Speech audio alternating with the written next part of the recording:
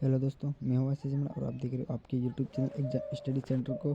तो आज की इस वीडियो में हम चर्चा करने वाले हैं क्लास 10th के हिंदी क्षितिज चैप्टर नंबर 13 मानवीय करुणा की दिव्य चमक के बारे में आज हम चर्चा करने वाले हैं। ओके दोस्तों, इसके एमसी क्वेश्चन देखेंगे। तो शुरू करते हैं। देखो, फादर कामिल बुल्गे लेखक के परिवार के सदस्यों को विभिन्न उत्सवों पर किस रूप में आशीर्वाद देते हैं? क्या है? फादर कामिल बुल्गे लेखक के परिवार के सदस्यों को विभिन्न उत्सवों के अवसर पर किस रूप में आशीर्वाद देते हैं? तो भाई वो बड़े भाई और पुरोहित जैसे आशीर्वाद देते हैं। ओके दोस्तों, अगला प्रश्न है, किन से बात करना लेखक के लिए कर्म के संकल्प से भरना था? तो इससे करेक्ट आंसर होगा दोस्तों फादर से। किससे? फादर से। ओके, अगला प्रश्न, लेखक के लिए फादर को देखना किस जल में स्नान करना जैसा है? तो दोस्तों उसके लिए निर्मल जल में स्नान करना जैसा है। अगला प्रश्न है दोस्तों, परिमल कैसी संस्था थी? जो परिमल थी वो कैसी संस्था थी? तो वो दोस्तों साहित्यिक संस्था थी। कौन सी? साहित्य जैसी संस्था थी। ओके, अगला प्रश्न है, फादर अपने अभिन्न मित्र डॉक्टर रघुवंश को क्या दिखाते थे?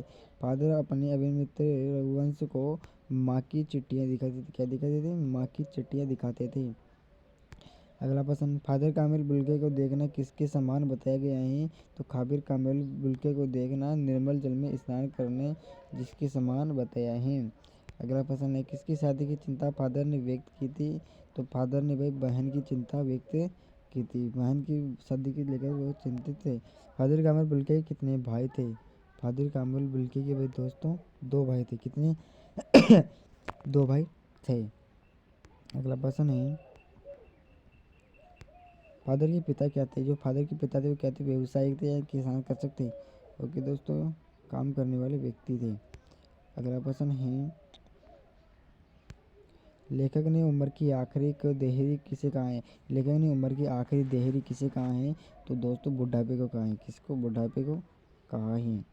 ओके, अगला प्रश्न देखते हैं। तो दोस्तों अगला प्रश्न है, फादर कामिल बुल्के कहाँ के रहने वाले थे? तो फादर बुल्के दोस्तों बेल्जियम के रहने वाले थे। कहाँ के? बेल्जियम के रहने वाले थे। ओके दोस्तों, अगला प्रश्न है, फादर कामिल बुल्के हिंदी को किस रूप में देखना चाहते थे? तो राष्ट्रभाषा के रूप में देखना चाहते थे, जो वर्तमान में हमारी राष्ट्रभाषा हिंदी है। ओके दोस्तों, अगला प्रश्न है, फादर कामिल बुल्के ने अपना शोध प्रबंध किस विश्वविद्यालय में प्रस्तुत किया था? तो दोस्तों उन्होंने प्रयाग विश्वविद्यालय में किया था। कौन से में? प्रयाग विश्वविद्यालय ने। फादर ने जेसुइट संघ में 2 वर्ष किसकी पढ़ाई की? फादर ने जेसुइट संघ में धर्माचार्य की। किसकी? धर्माचार्य की पढ़ाई की। ओके, अगला प्रश्न है, लेखक ने फादर कामिल बुल्के को कैसा सन्यासी बताया है? तो फादर बुल्के ने संकल्प से सन्यासी बताया। किसको? संकल्प से सन्यासी बताया है। अगला प्रश्न है, इलाहाबाद की सड़कों पर फादर बुल्के क्या करते थे? इलाहाबाद की सड़कों पर ये साइकिल चलाते थे। क्या काम करते थे? साइकिल चलाने का कार्य करते थे। फादर कामिल बुल्के के शोध का विषय क्या था?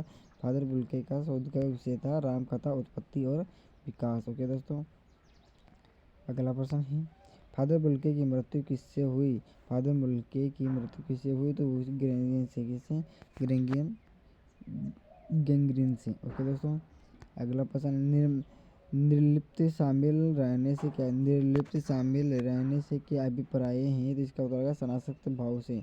क्या है? सनासक्त भाव। अगला प्रश्न है, घर के उत्सव में फादर की भूमिका क्या होती थी? जो घर के उत्सव रहते थे उसमें फादर बुल्के की क्या भूमिका रहती? बड़े भाई और पुरोहित जैसे उसकी रहती थी। अगला प्रश्न है, किसी के दुख में फादर का व्यवहार कैसा रहता है? जो किसी के दुख होता था उसके व्यवहार, उसके दुख में कैसा व्यवहार रहता था? सांत्वनापूर्ण। कैसा? सांत्वनापूर्ण रहता था। अगला प्रश्न, रिश्तों के संबंध में फादर बुल्के के लिए क्या विचार थे? रिश्तों के विषय में फादर बुल्के के विषय थे कि वे रिश्ते जोड़ तोड़ते नहीं थे। यदि किसी रिश्ता बना लेते थे तोड़ते नहीं थे। अगला प्रश्न है, फादर बुल्के दिल्ली आने पर किससे ज़रूरत मिलते थे? जो फादर बुल्के दिल्ली आने पर किससे ज़रूर से ज़रूर मिलते थे? तो लेखक से ज़रूर मिलते थे। ओके दोस्तों, अगला प्रश्न है, फादर को याद करना लेखक के लिए कैसा संगीत सुनने जैसा अनुभव था? तो देखते हैं, उदास शांत जैसा। हो गया दोस्तों, ये हमारे पूरे 24 क्वेश्चन आंसर हो चुके हैं, जिसके आंसर क्वेश्चन कम आ रहे हैं और इसके लघुरात्मक क्वेश्चन भी जल्दी आएंगे। ओके, जय हिंद, जय भारत।